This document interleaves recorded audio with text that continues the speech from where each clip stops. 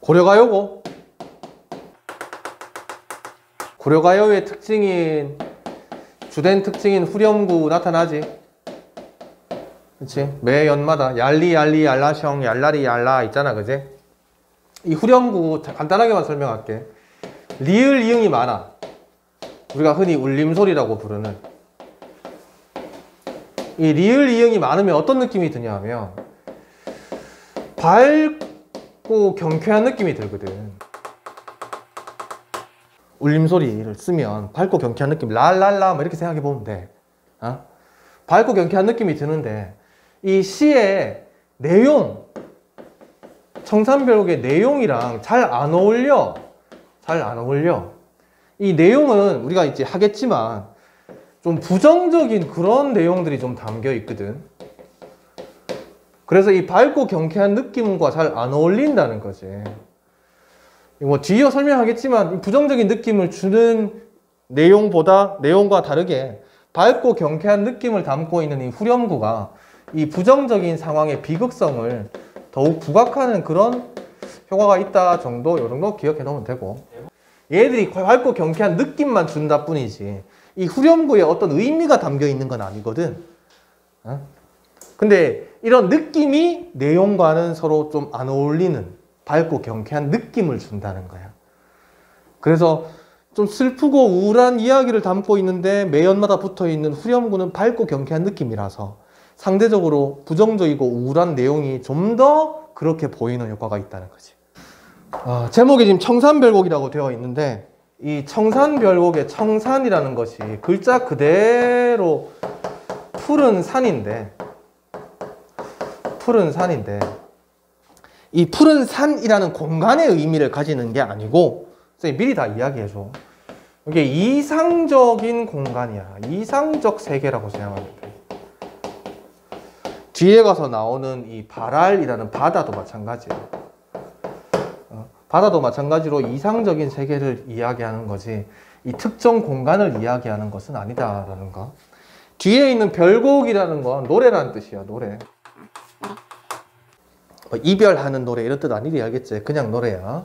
청산에 대한 노래 이 정도로 제목을 생각해 주면 되고. 읽어볼게. 이름부터. 살얼이 살얼이 났다. 청산에 살얼이 났다. 이렇게 되어 있지. 살얼이는 살고 싶다 이렇게 해서 그래. 살고 싶다. 다른 해석도 있어. 뭐 살았으면 좋았을걸 뭐 이런 해석도 있고. 여러 가지 해석이 있는데 보통 이렇게 가. 살고 싶다. 살얼이 났다는 살고 싶구나 정도로 또 가는 거야. 뒤에 어미만 좀 다르다고 생각해. 청산에 살고 싶구나 이렇게 가면 돼. 청산에 살고 싶다는 얘기를 지금 반복적으로 한 거야. 알겠지? 그럼 우리가 표면적으로 확인이 되는 게 시적 화자는 지금 이 시에서 말하고 있는 화자가 지향하는 바가 아주 뚜렷하지. 그치? 얘가 원하는 것은 청산에서의 삶이야. 됐나? 됐지? 이건 분명한 거잖아. 청산이 어떤 의미를 가지는지는 우리는 파악해보면 되는 거고. 됐지? 쌤이 처음에 이상적인 그런 공간, 이상적인 세계를 말한다고 미리 얘기를 했지만 파악하면 되는 거거든.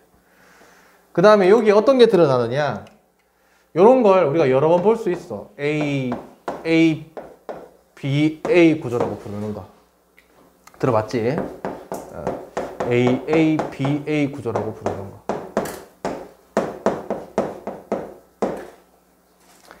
어떤 의미가 있느냐, 어떤 효과가 있느냐. A를 지금 3번이나 반복하잖아. 그렇지? 그러니까 A의 반복을 통해서 의미는 당연히 강조되겠지. 살고 싶다라는 의지가 강조되겠지. 그 다음에 반복되면 운율을 만들어지겠지. AA, BA 구조를 통해서 운율도 느낄 수 있고 리듬감이 만들어지고. 그 다음에 또 어때? B만 다르기 때문에 B가 또 부각되는 효과도 있어.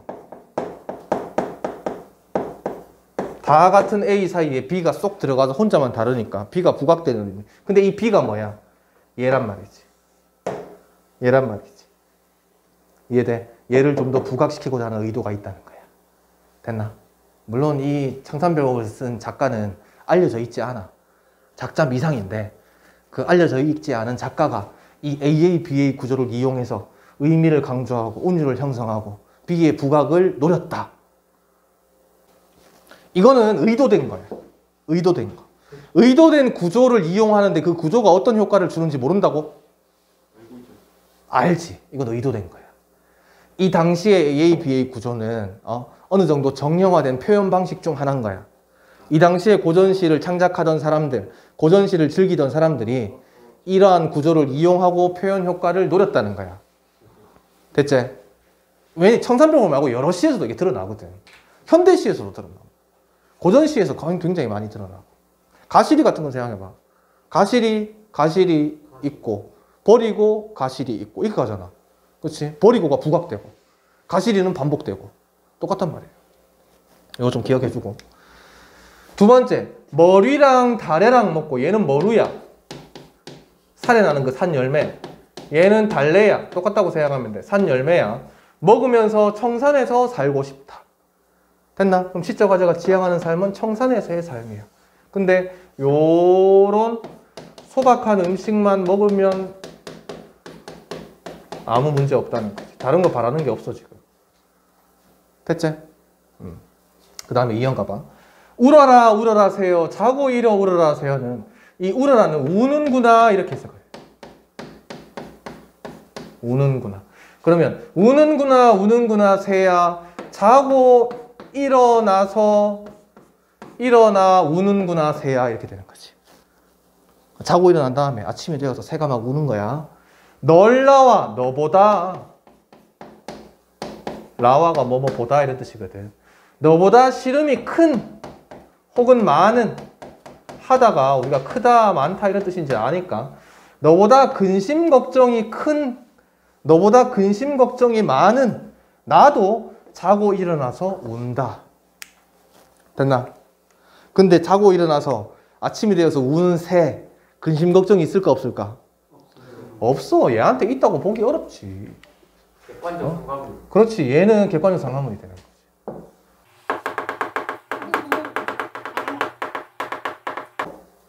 어떤 객관적 상관물? 어떤 기능을 한다고?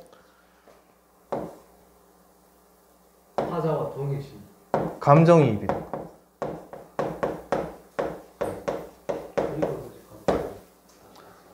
감정이입이 된 거지. 얘는 자고 일어나서 울 이유가 없거든. 그런데 자고 일어나서 울고 싶은 건 화자야. 왜? 근심 걱정이 많기 때문에. 근심 걱정이 많은 화자는 눈 뜨자마자 눈물이 난다고. 근데 옆에서 새 우는 소리가 들리지. 그 새도 근심 걱정이 있어서 우는 것처럼 시적 화자가 가정한 거잖아. 그렇지? 얘도 슬픔이 있을 것이다. 근심 걱정이 있어서 지금 우는 것이다. 라고 자신의 감정을 집어넣었다고. 됐지? 그러면 나 혼자만 슬픈 게 아닌 거지. 이 새들도 다 슬픈 거지. 그지? 가던 새 본다. 물 아래 가던 새 본다 할 때 이 새는 위에 나온 이 새하고 또 다를 수 있어. 여기서부터는 조금 더 복잡해지는데 그게 뭐냐 하면 이 작품을 쓴 이 작자라는 이 작자층이 누구냐에 따라서 여기에 있는 구절 몇 개가 해석이 달라져. 사실 청산벽옥에서 제일 중요한 거는 이 부분이야. 쌤이 중요하다고 얘기하는 이유는 문제에서 잘 다룬다는 뜻이야. 너희들 뒤에 문제 풀어봐서 알겠지만 3번 문제 같은 경우에는 명확하게 해석되지 않는 구절은 감상자에 따라 작품에 관한 이해가 달라진다 그랬거든. 이 감상자에 따라서 작품의 이해가 달라진다라는 얘기는 결국 뭐냐 하면 작자층이 누구냐에 따라서 그 시어의 의미가 달라질 수 있다는 거거든. 작년에 문학 시간에 너네들이 교과서에서 배울 때 기억이 좀 날지 모르겠지만 작자층을 크게 세 개로 봐. 하나는 실연한 여인. 실연한 여인으로 보고 또 다른 하나는 이 농토를 잃은 땅을 잃은 농사 짓는 땅을 잃은 유랑민 땅을 잃었으니까 이제 떠돌아다녀야지. 그 다음에 또 다른 하나는 좌절한 지식인. 근데 지식인인데 문인이 아니라 무인이야. 요 셋을 작자층으로 본다고. 무인. 무인, 군사, 장군. 그지? 그다음 저기에 이제 가던 새가 나오지. 이 가던 새의 의미가 달라져. 그 다음에 그 밑에 보면 잉 묻은 장글 나오지. 잉 묻은 장글의 의미가 달라져. 해석이 달라질 수 있어. 실현한 여인으로 본다. 그러면 가던 새를 떠나가던 님으로 봐. 새처럼 날아가 버린 님. 날 떠나버린 님. 농토를 잃은 유랑민으로 보잖아. 그러면 갈던 밭으로 봐. 좌절한 무인이잖아. 그러면 떠나버린 동료로 봐. 쌤이 대학교 때 문학 시간에 고전시론 전공을 할 때 그때 교수님이 청산별곡을 설명해 줬거든. 그래서 나처럼 이렇게 설명을 해주더라고. 이 해석이 작사성에 따라서 이렇게 달라질 수 있다. 그때 막 이런 얘기를 해줄 때 내가 속으로 어떤 생각했냐 하면 이게 왜? 그냥 여기 소리 조금 비슷하다고 이걸 이렇게 너무 억지 아닌가? 막 이런 생각을 했거든. 지금 정훈이처럼. 그런 생각을 했는데 그래서 내가 용감하게 손을 들고 질문을 했어.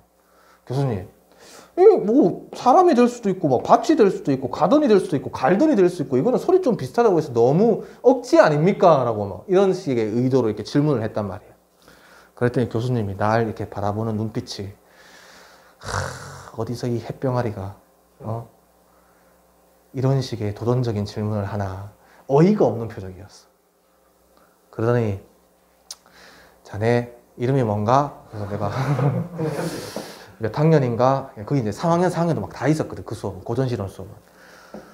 그래서 몇 학번 누굽니다. 라고 했더니 그래. 이따가 내 연구실로 오게. 이렇게 얘기하더라고. 그러다가 이제 설명을 다 하시더라고. 다 하는 사이에 나는 찝찝한 마음으로 계속 들었지. 왜 날 오라고 하나. 왜냐면 표정이, 날 바라보는 표정이 되게 어이없다는 표정이었거든. 그래서 갔더니 앉아. 라고 하더만 이렇게 비타고백 같은 거 하나 딱 주면서 너는 그럴 수 있다. 왜냐하면 개뿔도 모르기 때문에 그럴 수 있다.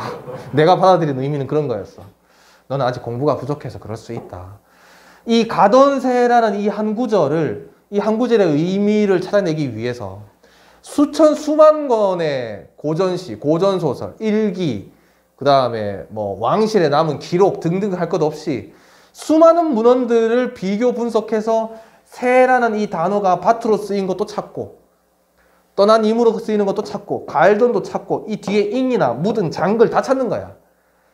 다 찾아서 수십 년간 연구한 끝에 이러한 정리를 해낸 건데 그걸 이 햇병아리인 네가 개뿔도 모르는 네가 억지라고 얘기하니까 사실 그렇지 않다라고 나한테 이렇게 차근차근 설명을 해주더라고. 그래서 네 알겠습니다. 수업 열심히 들어 하면서 이렇게 돌아왔지. 그 다음 시간부터는 절대 질문을 안 했지. 그 시간에. 너희들이 그런 생각이 들 수 있어. 왜 이걸 이렇게 또 해석하고 이렇게 또 해석하냐. 너무 짜맞춰진 거 아니냐라는 건데 그렇지 않아. 이런 식으로 해석되는 구절들의 근거를 수도 없이 찾아가지고 다 검증을 다 한 거야. 됐나? 실현한 여인의 입장에서는 가던 새를 떠올리는 거야 지금. 가던 새를 떠올린다. 물 아래는 속새거든. 속새에서 가던 새, 떠나가던 님을 지금 떠올린다라는 거야. 됐나? 만약에 농토를 잃은 유랑민이라면, 땅을 잃은 농민이라면 갈던 밭을 자꾸 떠올리는 거야. 지금 내가 잃어버린. 땅을 빼앗겼을 수도 있고, 그렇지? 지주한테 빼앗겼을 수도 있고. 그 다음에 만약에 이 좌절한 지식인 무인이라면, 좌천된 장군이라면, 예전에 나와 함께 전투에 나가서 전쟁에 나가서 싸우던 그 동료들, 다 떠나가 버린 동료들 떠올릴 수 있다는 거야. 됐나? 잉 묻은 장글란 가지고 물 아래 가던 새 본다. 잉 묻은 장글란 어떻게 보느냐? 실현한 여인이면 이걸 이끼가 묻은 은장도 이렇게 봐. 이끼가 묻은 은장도. 됐나? 실현한 여인한테 은장도는 왜 이끼가 묻어 있느냐? 쓸 일이 없다는 거야. 언제 써요? 은장도에 대한 너희들의 잘못된 그 상식이 있는데 오해하는 건데 남자들이 만든 거야. 만약에 괴한이 어떤 여자를 조선시대에 덮치려고 그래. 그러면 이 여인이 품속에서 이 검지손가락 마디 요 정도 길이 정도 되는 조그만 칼을 딱 꺼내거든. 그래가지고 어떻게 할까? 찔러요. 누굴 찔러? 괴한. 어? 괴한.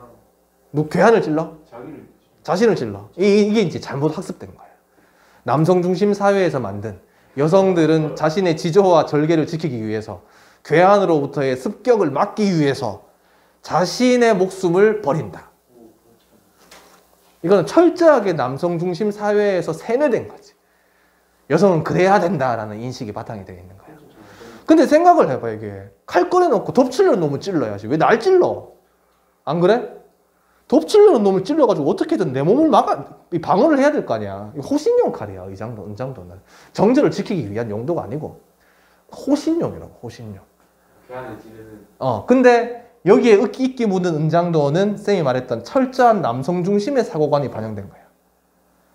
내가 사랑하는 이미 떠났기 때문에 이 여인은 더 이상 자신의 몸을 지킬 이유가 없어진 거야. 이해되나? 자신의 정절, 지조를 지킬 이유가 없다고 이제 이미 떠났기 때문에. 그래서 이 은장도는 쓸모없다 이렇게 보는 거야. 됐나? 농토를 잃은 유랑민, 땅을 잃은 농민이면 이끼 묻은 뭐가 될까? 그렇지, 쟁기가 되는 거야. 되게 잘 맞네요. 잘 맞아. 잘 맞는 것 같아. 나는 그때 잘 안 맞다고 생각했는데. 땅을 잃었기 때문에 더 이상 농사를 지을 수 없으니 쟁기에는 이끼가 끼지. 됐지? 만약에 좌절한 무인이면, 장군이면 어떻게 되느냐? 이끼가 묻은 병장기, 무기가 되는 거예요.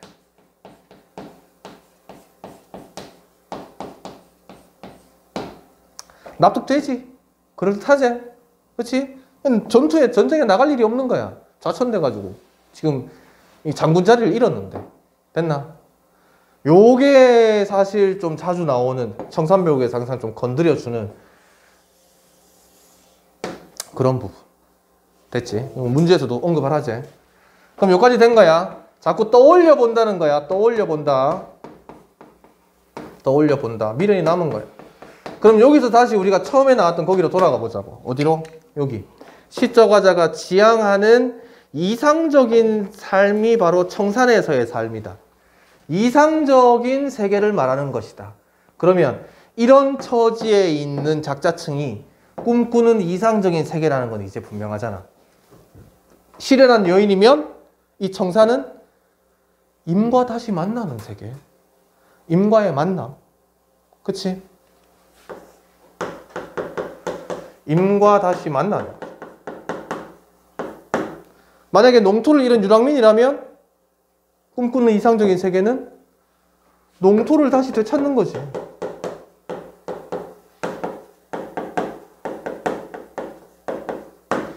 좌절한 무인이라면 다시 그 자리를 되찾는 거지. 그치? 다시 뭐 자신의 자리를 찾아가는 거야. 무인이라면 자신의 다시 그 관직을 되찾는 게 되는 거지. 이런 게 이상적인 세계가 될 수 있는 거지. 됐나? 되지? 1인공 절인공 하여 이럭저럭 해서 이럭저럭 해서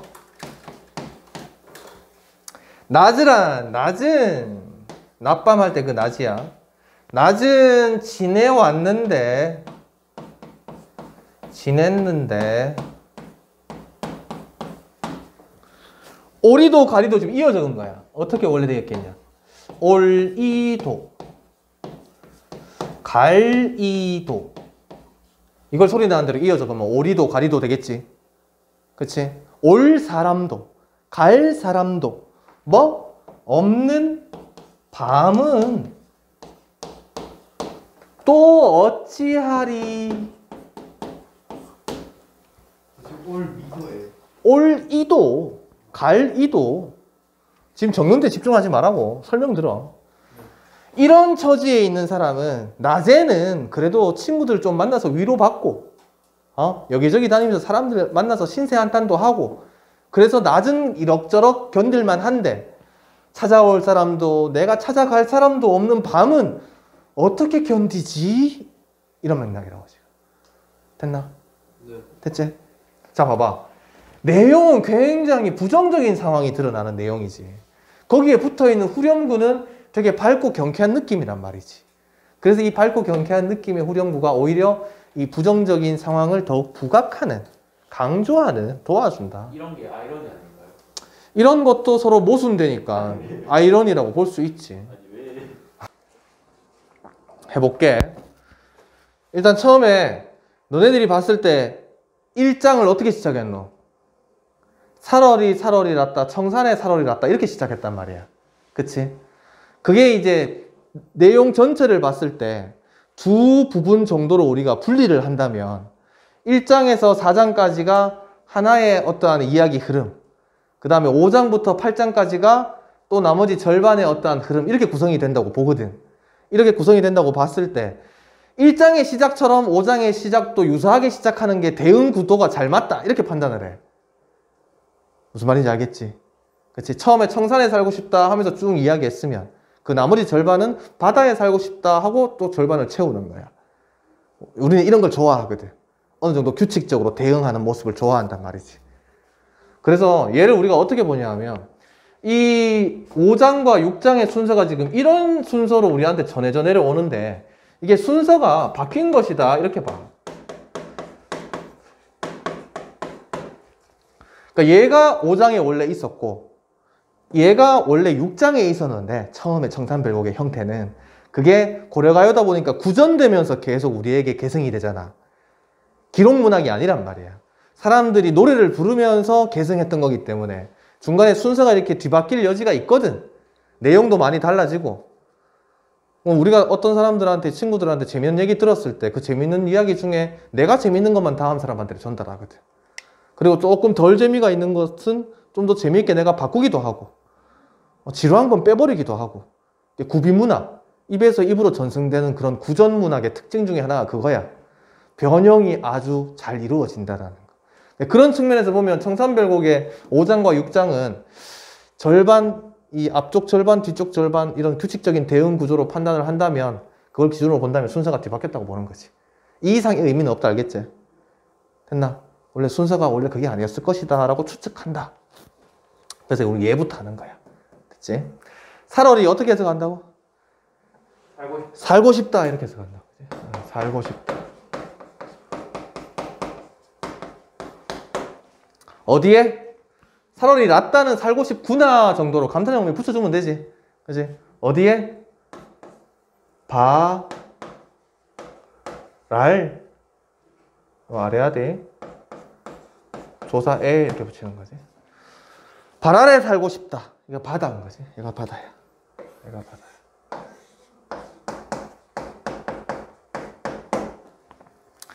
바다에서 살고 싶대. 이 의미 기억하고. 알겠지? 바다도 청산이랑 같은 의미야. 1장도 그랬어. 살얼이 살얼이 났다. 청산에 살얼이 났다. 그 다음에 머루랑 다래랑 먹고 청산에 살얼이 났다 이랬었거든. 그 머루 자리에 나마자기, 달래 자리에 구족에 들어간 거야. 나마자기는 뭐냐 하면 나문제라고 해서 얘는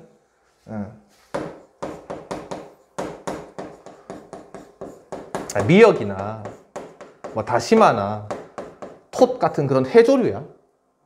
바다에 나는 풀떼기. 그 다음에 구조개는 말 그대로 굴과 조개. 굴과 조개를 먹으면서 바다에서 살고 싶다. 이것도 이제 같은 일장이랑 같은 방식으로 여기를 그냥 소박한 음식을 먹으면서 여기에는 어떤 의도가 들어가 있다고 보면 되냐면 욕심이 없다라는 의도가 들어가 있다고 보면 돼. 우리가 흔히 강호 한정가에서 파악하는 소박한 음식이라는 건 그 자연에 응거하면서 큰 욕심 없이 살아가는 그런 화자의 어떤 태도를 보여준다고 하잖아. 그렇지? 자연을 즐기겠다는 게 아니고 여기서는 어떤 의미냐? 바다에 사는 것 그 이외에는 큰 욕심이 없다는 거지. 내가 처한 부정적 현실을 극복하는 그런 이상적인 세계만 추구할 수 있다면 다른 것에는 큰 욕심이 없다 이런 뜻이라. 됐지? 무슨 말인지? 그러니까 내가 여행 가고 싶은 뭐 예를 들어 스페인만 갈 수 있다면 난 배 타고 가도 돼. 뭐 이런 거란 말이지. 어떤 의도인지 알겠지? 밑에 있는 후렴구는 저번 시간에 설명했던 것처럼 의미 없다. 그렇지? 아무 의미 없고 고려가요가 가지고 있는 전형적인 특징 중 하나니까 그 다음에 다시 이걸로 가. 이 순서로 가는 거지. 어디라 던지던으로 해석해. 어디에다 던지던, 어디에다 던지려던. 돌코는 돌인가 이렇게 봐. 원래는 이제 돌이겠지. 돌이고 얘가 히읗 정성체언이야. 뒤에 의문영음이 고 붙은 거야. 그지? 오 계열, 아 계열 의문영음이 우리 문법 문제 풀 때 몇 번 본 적 있지? 그지? 뭐 판정의문문, 설명의문문, 주어가 2인칭일 때 아닐 때 골라 쓰는 거. 너희들 이제 머릿속에 좀 담아야 되는데 내신 시험 치려면, 수특 가지고 치려면 여기에 있는 요 히읗이랑 그 다음 음절에 요 기억이랑 줄어가지고 이렇게 키읔 되는 거지. 그래서 돌코라고 되는데 우리 해석은 어떻게 하면 돼? 돌인가 이렇게 해석하면 돼. 돌인가. 누리라는 누구를 마치던 이란 거. 마치려던, 누구를 마치려던 돌인가. 지금 뭔지 잘 모르겠지, 일행이. 그지? 돌이 있는데 그걸 어디에다 던지려던 돌인가 라는 의문을 가지는 거고, 누구를 마치려고 던진 돌인가 라는 얘기를 하는 거야. 이해돼? 이행 보라고. 밀이도,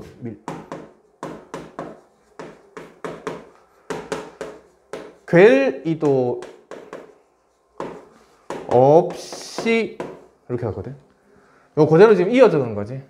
이어 적으면 어떻게 돼? 미리도 이렇게 될 거 아니야. 요 이라는 게 사람을 대신 나타내는 대명사. 미워할 사람도, 맞나? 미워할 사람도, 괴다는 무슨 뜻이라고? 사랑하다. 사랑할 사람도, 좋아할 사람도 없이, 됐나? 맞아서 운다는 거야. 뭘 맞았다고? 그렇지, 돌을 맞은 거지. 여기에 있는 이 돌을 맞은 거야. 그래서 이 돌이 어떤 의미냐? 시적 화자가 처한 이런 비극적인, 부정적인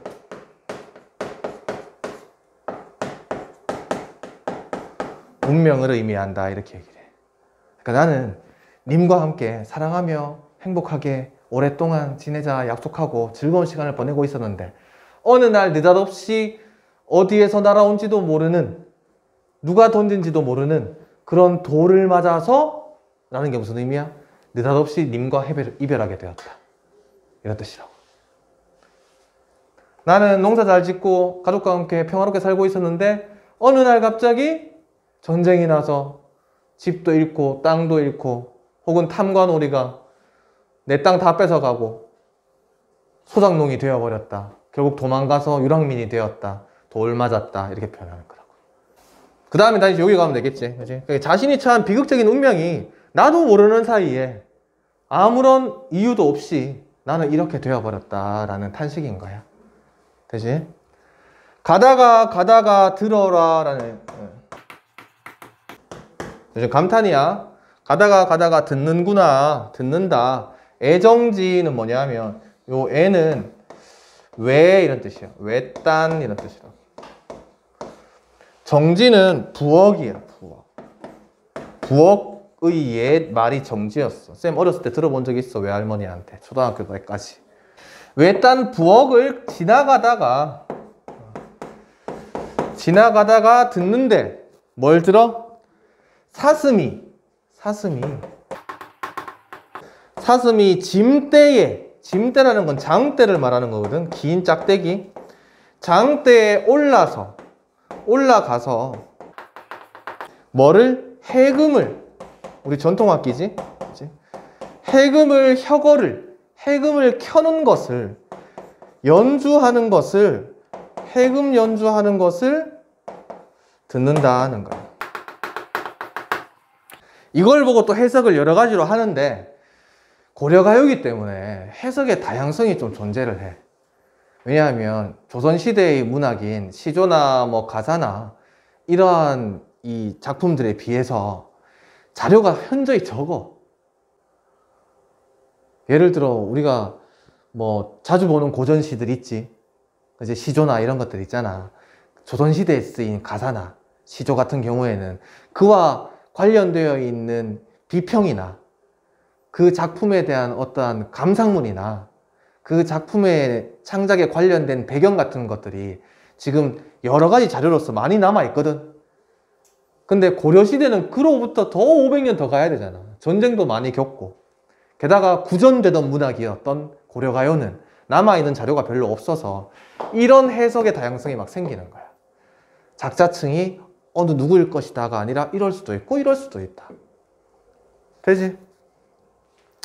그래서 얘도 우리가 어떻게 해석을 하느냐 하면 일단 처음 해석은 뭐냐 하면 사슴이 아니라 사람인데 사슴이 짝대기 위에 올라가서 해금 연주하는 거는 사실상 현실적으로는 불가능한 일이잖아. 맞나 정원아? 그래서 사람인데 사람을 써야 하는데 오타가 났다. 잘못 기록한 것이다. 왜냐하면 고려시대 때는 이게 노래로 불리다가 한글 창제가 된 이후에 훈민정음의 형태로 기록이 된 거기 때문에 그때 받아 적을 때 잘못 받아 적었다는 거야. 못해요. 쌤도 예전에 저번 시간에 얘기했지. 청산별곡 학교에서 쌤이 고전문학 전공 시간에 교수님한테 질문했다가 얘기해줬잖아. 그지? 쌤도 방금 그 교수님이 이 오기라고 설명을 했을 때 형서 니처럼 그런 반응을 했었어. 와, 이런 데서 오타가 난다고? 그건 좀 납득하기 어려운데? 라고 했지만 그때는 질문을 하지 않았지. 왜냐하면 한번 질문했다가 교무실에 아니 연구실에 끌려갔거든. 두 번째는 뭐냐 하면 사슴 분장을 한 광대를 의미하는 것이다. 사슴 분장을 한 광대가 긴 짝대 위에 올라가서 해금 켜는 그런 묘기를 부리는 것을 화자가 지금 지나가면서 본 것이다. 이렇게 해석하기도 하고. 이거는 뭐 어느 정도 현실성은 있지. 그치? 우리 왜 전통놀이 같은 거 하면 줄타기 같은 것도 하고 막 하잖아. 이제 그 위에서 줄 위에서 막 뛰면서 막 부채질도 하고 막 악기 연주도 하고 막 불도 뿜고 막 이러거든. 세 번째는 진짜 사슴이라는 거예요. 진짜 사슴이라고 생각하는 근거는 뭐냐 하면 현실적으로 불가능한 환상적인 그런 상상을 하는 것이다. 실제로 본 게 아니고 불가능한 환상을 머릿속에 떠올린다는 거야. 어떤 맥락으로 너희들이 이해를 할 수 있냐 하면 정훈아, 오늘 일요일이잖아. 내일 월요일이잖아. 내일 학교에서 시험을 쳐. 근데 공부를 1도 안 했어. 그럼 오늘 밤에 정훈이 니는 눈 감으면서 어떤 상상을 하겠어? 새벽에 김정은이 쳐들어와줬으면, 학교가 폭파되었으면, 이런 상상 하나 안 하나? 하잖아, 그지? 맞지? 그러니까 분명히 현실에서는 일어날 수 없는 그런 불가능한 상황을 가정하면서 상상하는 것은 그 의도가 이렇기 때문이잖아. 이런 상황에 처해 있기 때문이잖아. 내일 시험 치는데 시험 공부를 1도 안 했기 때문에 그런 부정적인 상황에서 더 이상 극복할 수 있는 실현 가능성이 있는 수단을 발견하지 못했을 때 그때 이 현실을 뒤집어 엎어버리는 환상적인 상상을 하게 될 수 있다는 거지.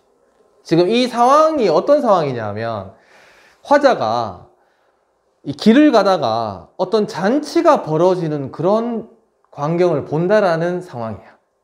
그러니까 가다가 나는 이런 부정적인 현실을 벗어나고 싶다, 극복하고 싶다 하면서 땅을 잃은 농민이면 여기저기 떠돌아다니고 있을 거 아니야. 그렇지? 그러다가 어디서 들리는 거야. 무슨 소리가 들려? 그래서 들려서 이게 가봤더니 외딴 부엌이 있고 그 부엌 옆을 지나가면서 뭔가 싶어서 들리는 소리가 뭔가 싶어 봤더니 광대가 어느 마을 외딴 곳에서 이 잔치를 벌이고 묘기를 막 부리고 있는 그런 장면을 보게 되는 거지. 우연적이긴 한데 뜬금없지 않나요? 뜬금없긴 하지. 뜬금없긴 하지만 상황이 그렇다는 거야. 상황은 그래. 여기에 대해서 우리가 정말 이렇게 인과성을 발견해 나가면서 참 개연적인 전개다, 이렇게 필연적인 전개가 보인다, 이렇게 말하기가 좀 어려워. 구전문학의 특징이 그래. 그래서 요 셋 중 하나로 해석하면 되는데 보통 우리가 이걸 뭘로 많이 보냐 하면 요걸로 제일 많이 봐. 요걸로. 지금 잔치가 벌어지고 있다. 뭐 사물놀이 패드가 있다고 이렇게 생각하면 되겠지. 그지? 그 다음에 마지막 년은 가다니. 또 가다 보니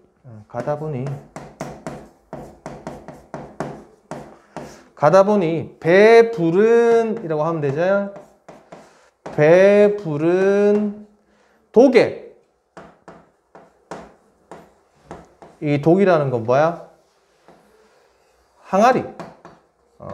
배가 불룩한 그런 항아리에 설진이란 말은 독한 이런 뜻이야. 진한. 독한 진한 강수는 술이거든. 술을 빚는구나. 그래서 우리가 이 맥락으로 보는 거야. 지금 동네 변두리 어디에 사물놀이패와 함께 어떤 잔치가 벌어지고 있다 이렇게 보는 거야. 술도 많이 나눠 먹고 있다. 조롱꽃이거든. 얘는 꽃이야. 마치 조롱꽃과 같은 향기를 풍기는 누룩. 술 담글 때 넣는 거, 효소 같은 거. 누룩이 매워서라는 말은 진해서 잡사와니, 잡으니. 누굴 잡아? 날 잡는 거야. 날. 지금 이 나만큼 술이 필요한 사람이 없잖아. 그치? 그러니까 지나가다 보니까 어느 마을 옆에 가다 보니 해금 연주 소리가 들려서 가봤더니 잔치가 벌어지고 있었고, 그 잔치 옆에 보면 사람들이 아주 향기롭고 진한 술들을 빚어가지고 나눠 마시고 있더라는 거지. 그런 진하고 향기로운 술 냄새가 나를 잡으니 내 어찌 할이 있고 하리라. 이거거든. 이게 지금 주객이 전도된 표현이야. 내가 지금 이런 상황에 처해 있기 때문에, 부정적인 현실에 처해 있기 때문에 술이라도 좀 마시고 순간적으로나마 이 현실을 잊고 도피하고 싶은 생각을 가지고 있는 거거든. 에라 모르겠다, 술이나 먹고 뻗어버리자, 막 이런 생각을 가지고 있는 건데, 그걸 반대로 술 향기가 나를 잡았다고 표현한 거야. 내가 술을 원하지만 술 향기가 나를 잡아서 난 어쩔 수 없이 마셔야겠네, 이렇게 가는 거지. 얘들아, 요 술이 이 현실을 순간적으로나마 이 현실의 이 갈등을 순간적으로나마 해소를 해주는 역할을 한다는 거야. 청산별곡에 담겨있는 어떤 이 구절에 대한 해석에는 태클을 걸 생각을 하면 안 돼. 그럼 나처럼 돼. 교수님 20년 30년 연구한, 고려가요 연구한 교수님한테 끌려가가지고 연구실에 끌려가서 욕먹는다고. 좋게 끝난 거 아니야? 좋게 끝났지. 결국엔 좋게 끝났지. 그래서 그 교수님이 나한테 성적 되게 잘 줬어. 진짜요? 그 뒤로 질문도 안 하고 그냥 조용히 그냥 착하게 수업만 들었지. 성적도 되게 잘 줬어. 그때 내가 조금 깨달았지. 교수님들한테 한 번씩 이렇게 인상 깊은 짓을 한 번씩 해야 되는구나. 예전에 또 현대시론 전공할 때는, 공부할 때 현대시 가르치는 교수님은 시인이거든. 이미 등단한 시인 혹은 소설가, 이런 사람들이 국문과 교수들이야. 중간고사 시험 문제가 딱 한 문제였어. 학기 중에 배운 시 작품 중 어느 한 작품을 그냥 비평 해석하시오. 그게 문제 끝이야. 그럼 내가 그 작품, 한 문제. 그게 한 문제야. 중간고사 한 문제. 시는 안 줘요? 안 주지. 안 줘. 그럼 내가 그냥 한 학기 동안 그때 한 100편 정도 배운 것 같은데, 그 100편 중에 한 편 기억나는 걸로 쓰면 되거든. 내가 그때 그 교수님 시를 썼지. 학기 중에 배운 게 아니었거든. 그 교수님이 등단한, 세계일보에 처음에 시인이 되기 전에 시인 지망생일 때 등단한 시를 내가 찾아서 읽어봤었거든. 수업 들으면서. 그래서 그 시를 썼지. 그 시를 쓰면서 이런 건 참 훌륭한 표현이다. 이런 건 참 생각하기 힘든 건데 이런 시적 발상을 하다니 하면서 막 이렇게 썼지. 그러니까 A+ 주더라고. 느꼈지. 교수님들이 좋아하겠구나. 그러니까 대놓고 이렇게 그 작품만 쓰면은 조금 너무 속이 보이니까 그 교수님의 작품을 쓰기 전에 그냥 다른 거 살짝 언급 좀 해주고, 다른 거 살짝 언급하면서 이렇게 써나가면 그 교수님의 시가 내소사에서, 지금 제목도 생각난다. 내소사에서라는 제목의 시였어. 주된 내용이 어떤 거냐면 화자가 겨울 산 어느 깊은 절에 가서 그 겨울 경치를 느끼는 내용을 담은 거야. 그냥 겨울산의 정서를 담은 시야. 거기에 쌤이 그 학기 때 배웠던 시 중에 최영미의 선운사에서라는 시가 있었거든. 쌤이 좋아하는 시라서 그걸 이제 중간고사 시험 칠 때 문제 보자마자 그걸 써야 되겠다 싶어서 그거 쓰면서 같이 그 교수님의 시를 썼지.